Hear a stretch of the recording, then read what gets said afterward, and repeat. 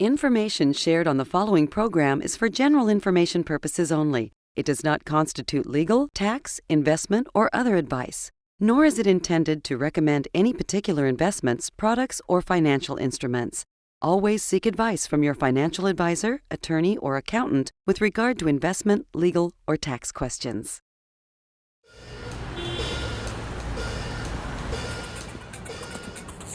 Hey, pal. Want a good deal on a Rolex? Well, sure, man. What do you got?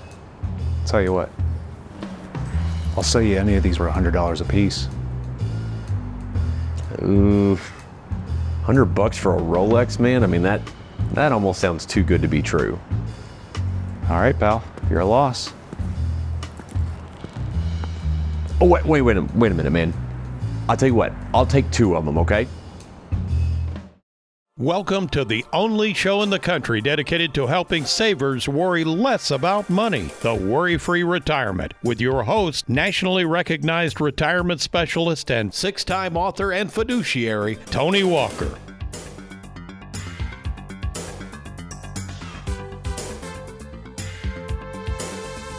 Welcome, folks, to the WorryFree Retirement. And yes, I am that little man in the sweater vest, retirement planning specialist and full-time fiduciary, Tony Walker. And with us in the studio is my favorite son-in-law and fellow fiduciary, Trey Juergens. Good morning, Trey. Good morning. Thanks for having me. You're welcome. And what did you think of Derek and Aaron, that skit? Those guys are something else, aren't they? Pretty good.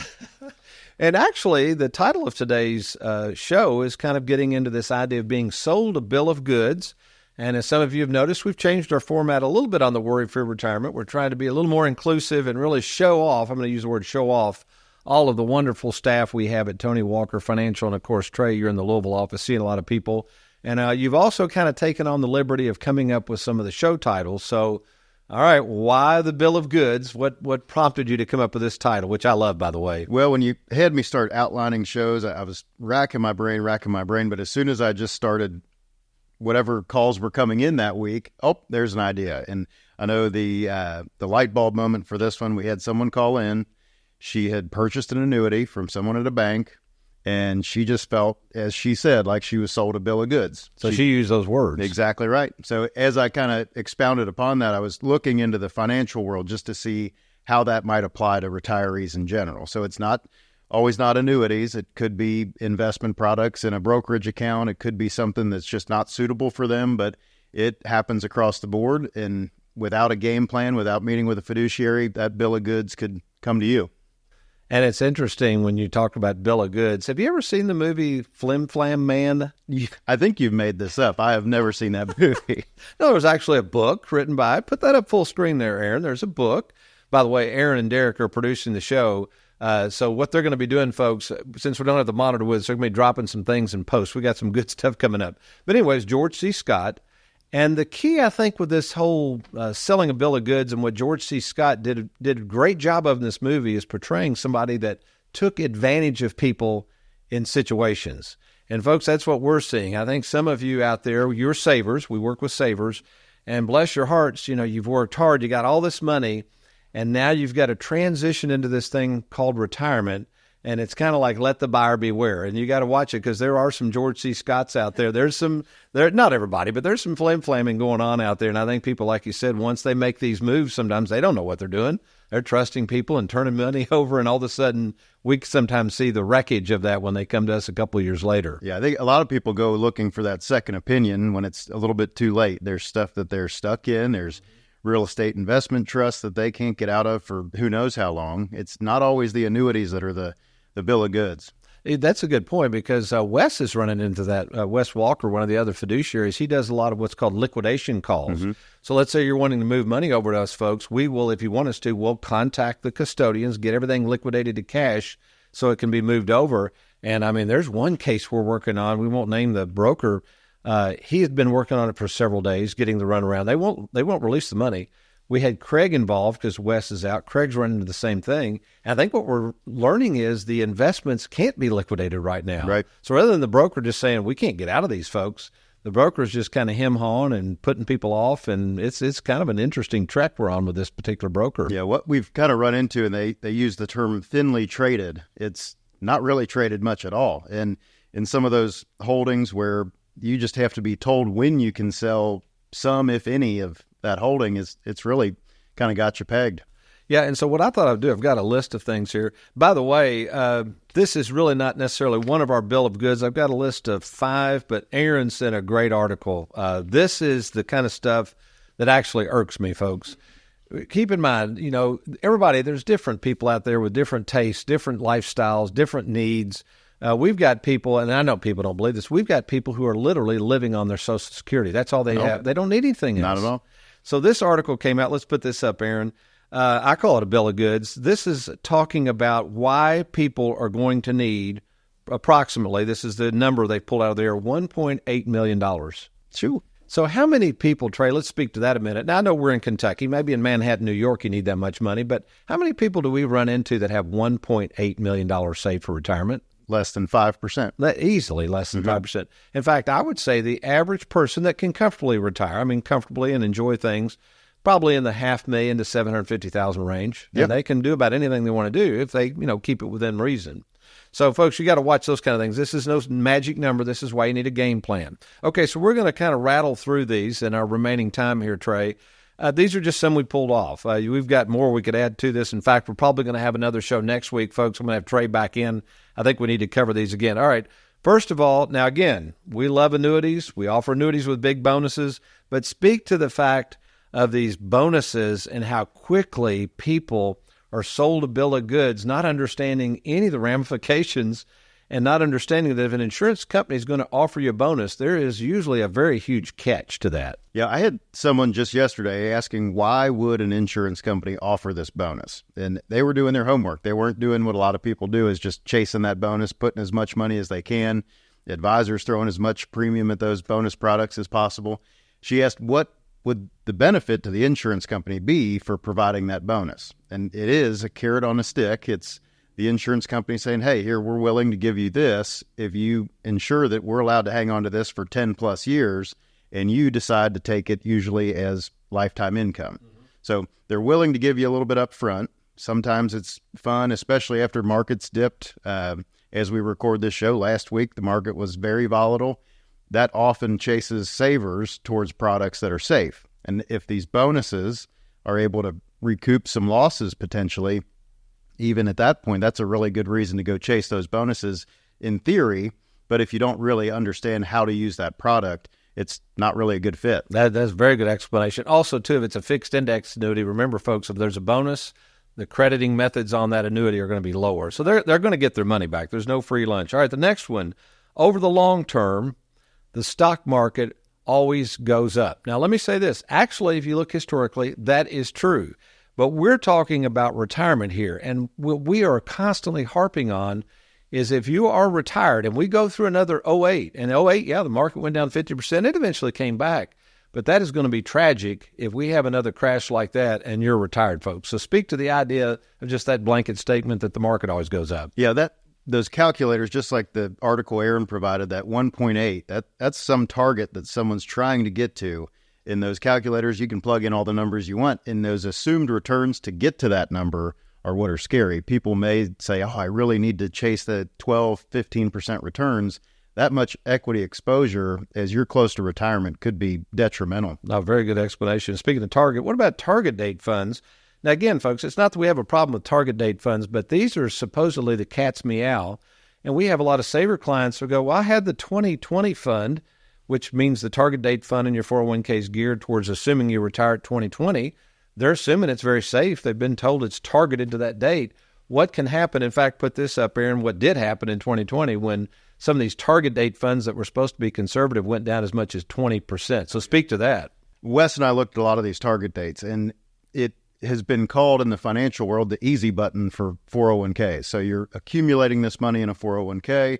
They're doing all the ratcheting of equities to bonds behind the scenes. However, for a saver, we've seen, in a target date fund as close to 5 years to that target retirement date of upwards of 60% equity exposure. So that's honing in on our growth strategy. So if you have that much money in equities and we see another 08, you could be down 40, 50% even. And what you thought you were doing was hitting the easy button and letting them do the work behind the scenes. Yeah, good point. Here's one. This one always gets to me a little bit. A lot of financial entertainers have said this for years. You won't need life insurance in retirement. I've often said a lot of people, I realize as you get into retirement, trying to buy life insurance can be expensive. But I've had to deliver a lot of life insurance checks, those tax-free cold hard checks, tax-free checks. I've never had a beneficiary turn one down yet. They send to take it. But with that said, and again, folks, what I'm going to share with you, some of you may not even be insurable, but some of you are young enough still to think about this, and this is why you might want to consider permanent insurance. I just want to, kind of like John Bogle, I do eat my own cooking. So put this up full screen. This is a life insurance illustration. This is dividend participating whole life. I took it out when I was age 50. I'm 64 now. You can see, Trey, now I fund a lot. I put a lot in this. I've been putting $24,000 a year into this policy every year since age 50. But notice it was originally $500,000 in death benefit. Again, this is whole life, so the dividends are buying more insurance, which is why I've got this. This is actually a modified endowment policy. I'm not using it for loans or anything. I want it for the death benefit. But notice already it's doubled. The death benefit is $1,090,000. So if something were to happen to me today, Trey, even if I went in a nursing home and Susan had to fork out $600,000-$700,000 to keep me going for 4 or 5 years in a nursing home, when I die, not if I die, when I die, you get the privilege, you could do this if you like, deliver a check of over $1 million within about 4 weeks. They're not going to contest it. I'm going to be dead. Yep. And Susan isn't going to have to pay a nickel in taxes on that. And it's still growing. Notice at age 71, the projected dividends, the death benefit's going to be $1.3 million tax-free. No, it's powerful. It's the most powerful tool. When a lot of advisors say, oh, no, just buy term and invest the difference, it sounds good until you have a term that lapses, and who knows what returns you've really seen. That's right. And then the final one, we're about out of time, Trey. Aaron's giving me the chop signal over there. But this kind of falls into our book, Live Well, Die Broke. By the way, folks, the Live Well, Die Broke book is absolutely free in audio version if you want to go to TonyWalkerFinancial.com. Great book to listen to. We've had great feedback on that book. But speak to the fact of how much we encourage people to spend and enjoy their money before it's too late. We had a couple in yesterday.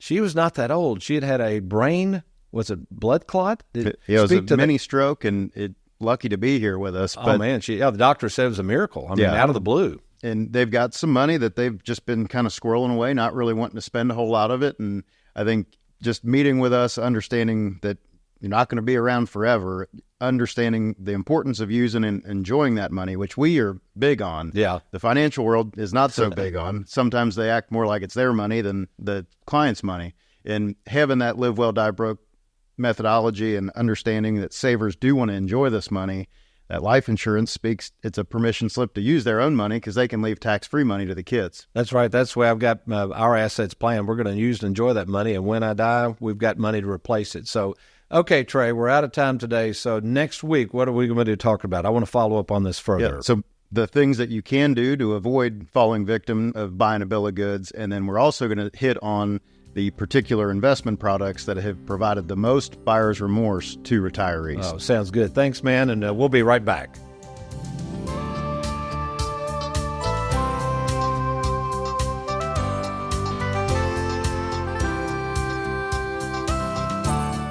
Today's Better Business Bureau Spotlight comes to us from Dennis. We started working with Tony and staff in November of 2023. They gave us a good game plan for our retirement and long-term planning. The support staff is great. For more information, visit TonyWalkerFinancial.com or call 877-499-9255. Having worked in the retirement planning field for 40 years, I know it's not just about how much money you've saved for retirement, but making sure you one day don't run out of money. That's where mailbox money comes in. Mailbox money! A reliable, lifelong income, much like the pension plans from the past. If you're interested in turning your 401k into mailbox money, let's talk. Just set up your free 10-minute phone call with myself at TonyWalkerFinancial.com. That's TonyWalkerFinancial.com. My name's Leanne Tinsley, and I'm one of the certified tax consultants here at Tony Walker Financial. With the Secure 2.0 Act, there have been many questions about required minimum distribution changes, and finally, the IRS has made a final decision.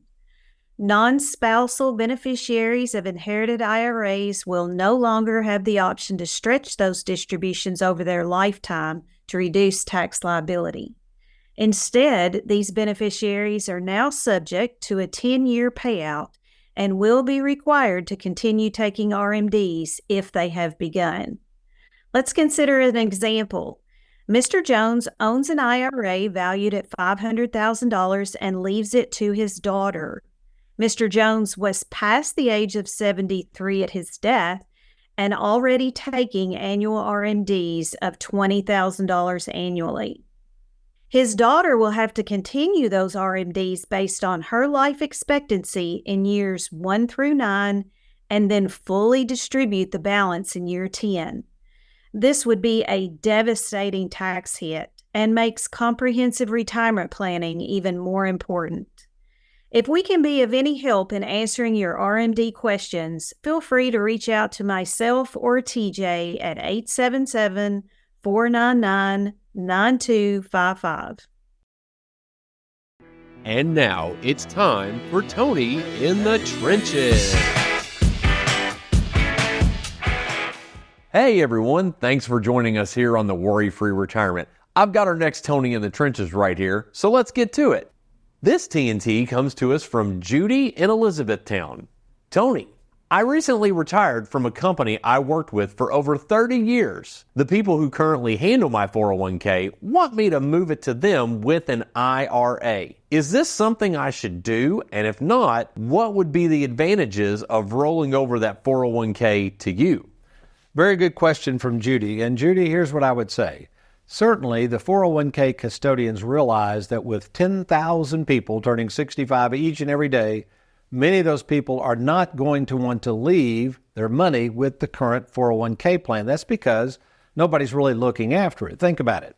If you currently have a 401k now, you've been investing all that money, you generally have to pick all your own funds, you're kind of on your own. Well, then all of a sudden you're getting close to retirement and you get ready to leave that employer. Well, you can bet your bottom dollar that 401k custodian does not want that money leaving their organization, which rightfully so. It's a business decision. So what many of these large custodians are doing is now they're offering individual retirement accounts, which is what we offer at Tony Walker Financial. What they'll do is they'll say, look, don't move the money out of here. For a small fee, we'll manage it for you. So in response to this, it's hard to know whether it's an advantage or not, but here are full bullet points we'll put up full screen that you need to consider. And then once you consider these, allow us to take a look at the plan, show you our proprietary software and all the services we offer. And I think when you see the value that we bring to the table, it's going to be a pretty easy decision. But here's the things to look for. If in fact you might want to consider leaving it with your current employer and they're going to, quote, manage the IRA, how much in fees are they going to charge every year? Get that in writing.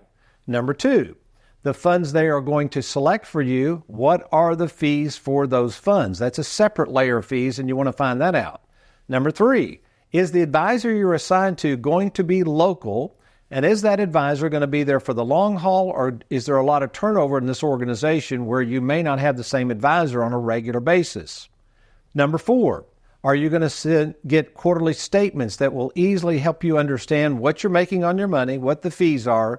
And then again, are you going to have independent fiduciaries looking over these accounts to make sure they are working in your best interest? And finally, the fifth thing, are you going to get a written game plan? Now, I'm not talking about spreadsheets and computer-driven retirement calculators. That is not a game plan. A game plan that's going to help you monitor your progress and help you make financial decisions along with your advisor. So that last point is really important, folks. For the fees that we charge and the services we offer and that proprietary game plan and all the experience we have in retirement planning, we think we're second to none when it comes to handling those 401k rollovers. So at least give us an opportunity to talk to you and provide that free second opinion before you just blindly roll over your 401k to another advisor or leave it there at the current institution. To take advantage of what we call the free fiduciary phone call, all you got to do is log on to TonyWalkerFinancial.com, TonyWalkerFinancial.com, click on that Let's Get Started button, or give us a call anytime at 877-499-9255. So, Heather, one of the things that you kind of instilled in me when I first started working here was the joys of this job. There's a lot of things that make us happy as an advisor. And the thing that I think both of us can relate to is a lot of times when we tell a client that they need to turn on their mailbox money or start taking income from an annuity contract, it can be pretty rewarding for both us and the client. Can you speak a little bit just to that process and what that can mean for someone who's now in retirement? Oh, absolutely. So, one, it's very fulfilling when we can tell a client, yes, they can retire. And then as they progress through the plan, as they're into retirement, we can turn on mailbox money. And once they understand that and turn it on, we still get questions like, well, when's this going to end? Mm-hmm. And it's like, when you die or when your spouse dies. So it's been fulfilling to when they really embrace that thought, and it's like, oh, this is for real. This is going to last as long as I'm living. And we've seen a lot of different companies and asset managers making different products, but really, is there anything outside of an annuity that can guarantee income for the rest of your life? Absolutely not. So that's why I think for a lot of our saver clients with that financial personality, it makes a lot of sense. And with Tony's, near 40 years of experience in this business and a long number of years working with annuity contracts specifically, I think we're well positioned to help those people guarantee an income that they can never outlive. I agree. Thanks, Heather. Thanks.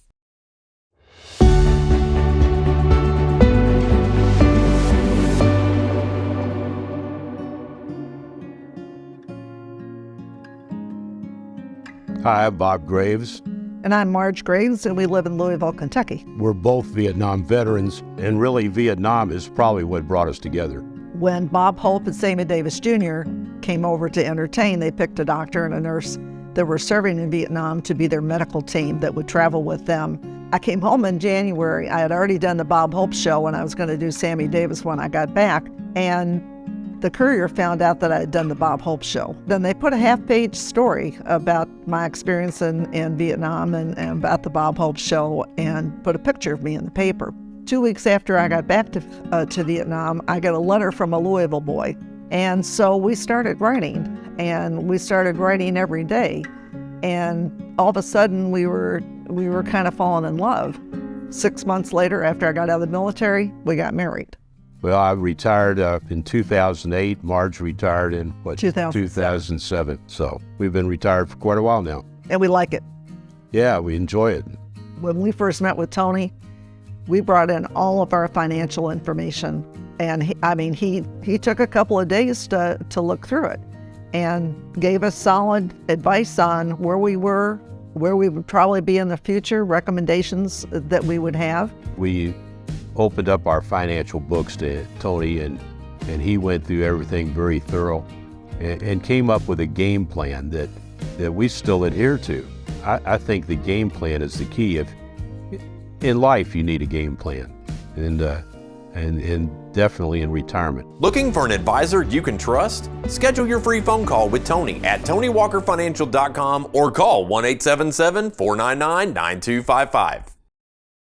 Recently, a prospective client approaching retirement and reviewing with us the game plan we had prepared for them paused to ask a very serious question regarding their upcoming transition from working for a paycheck to soon relying on us to send them money each month to replace it, as they asked the following. Tony, I know you are a strong Christian, so I want your opinion on whether we should continue to tithe in retirement, and if so, how do we calculate the amount of the tithe since we will no longer be receiving a paycheck? It's a very good question, but one, quite frankly, I feel can easily lead Christians into something I refer to as the guilt trip gospel, a horrible condition whereby well-meaning Christians are robbed of the joy of giving based on a certain percentage that is difficult at best to calculate, especially in retirement. This feeling of guilt for possibly not giving to a standard that is difficult to adhere to sometimes can be brought on by the very religious leaders who demand believers give to the Lord, not out of the joy that comes from giving, but out of fear if they don't. The result, sometimes the person receiving the gifts benefits the most. So just for a moment, let's forget what you might believe in terms of a certain percent you should give and look to what Jesus says on the matter, where in Matthew 5:42 he says, "Give to him who asks of you, and do not turn away from he who asks to borrow from you. Notice, he doesn't say to give a percent of what they ask for, but rather simply give what they're asking. Now that, my friend, requires a leap of faith. But he's not done. Where just a few verses later, Jesus says the following in Matthew 6:3. Give as if your left hand doesn't know what the right hand is doing. Translation, do not focus on a certain predetermined percent to give, but rather be led by God's Spirit to give as you are called to give. Now, why? Well, we got to go to verse 4, because as you and I give in secret, our Father will repay us as he sees fit. So, Christian, what you are seeing in these verses is faith on display and the challenge of trusting God with giving in a way you may have never considered before. And assuming you believe that Jesus really did leave you and I with a helper to guide us along the way, we now have the liberty, as witnessed by Paul in 2 Corinthians chapter 9, to give not under compulsion, but rather give cheerfully as we feel led to give. This act of God's grace allowing believers to avoid the guilt-trip gospel by moving towards a spirit of liberality is well documented in Richard Sibbes' book, The Bruised Reed, where Sibbes notes the law of Moses requires perpetual and perfect obedience to it, but gives us no strength, which is a terrible curse to be under. Then comes along Christ, a new covenant, not of works, but of grace and with healing balm for those wounds which Moses had made. So, Christian, the next time you feel the guilt-trip gospel coming on and ashamed of your giving or the lack thereof, stop, remember why you were called to follow this man Christ in the first place. Not to be full of guilt and shame about what you can or cannot give, but rather filled with joy as evidenced by the promise that God will lead you to give what you should give, knowing that in the end, God loves a cheerful giver. Amen? Well, speaking of taking time to consider how much you should be giving to your church or charity in retirement, I've got something you might want to consider giving to me. That's right, folks, 10 minutes of your time, something we call the free 10-minute fiduciary phone call. And here's how easy it is for you and I to talk by phone to see if we might be of help to you. Simply log on to TonyWalkerFinancial.com. You're going to click on that little Let's Get Started button, and what we'll do is we'll arrange this free phone call. What will happen after the phone call, if it looks like we can be of help, you're then going to meet with me in person. That's right, the owner of the company, meet with me in person to discuss your situation and receive that free written game plan that we talk about at Tony Walker Financial. And when we meet, we can either do so at either our Bowling Green, Louisville, or Lexington, Kentucky offices. So do it now. Log on to TonyWalkerFinancial.com or give us a call anytime at 877-499-9255. Well, we hope you've enjoyed today's program. We'll look forward to seeing you next week on the Worry-Free Retirement. But remember, between now and then, if all else fails, you be worry-free and make it a good one.